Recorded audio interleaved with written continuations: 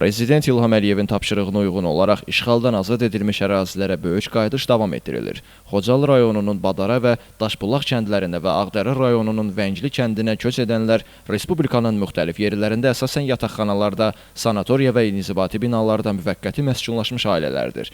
Xocalının Daşbulaq kəndinə 9 ailə 31 nəfər, Badara kəndinə isə 6 ailə 19 nəfər, Ağdərənin Vəngli kəndinə isə 11 ailə 45 nəfər köçürülüb. Doğma yurda qayıdan sakinlər hər tərəfli dövlət qayğısı ilə əhatə olunduqlarına görə Prezident İlham Əliyevə və birinci vitse-prezident Mehriban xanım Əliyevaya təşəkkür ediblər. Onlar həmçinin torpaqlarımızı işğaldan azad edən rəşadətli Azərbaycan ordusuna, qəhrəman əsgər və zabitlərimizə minnətdarlıqlarını bildirib. Bu yolda canlarından keçən şəhidlərimizə rəhmət diləyiblər. Doğma torpaqlarımıza qayıdırıq, Vəngə qayıdırıq.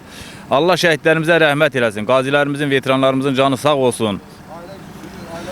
Prezidentimizin de Allah dəyməsin, Allah ona uzun ömür, can sağlığı versin ki, bugün doğma torpağımıza qaydırıq. Allah prezidentə dəyməsin.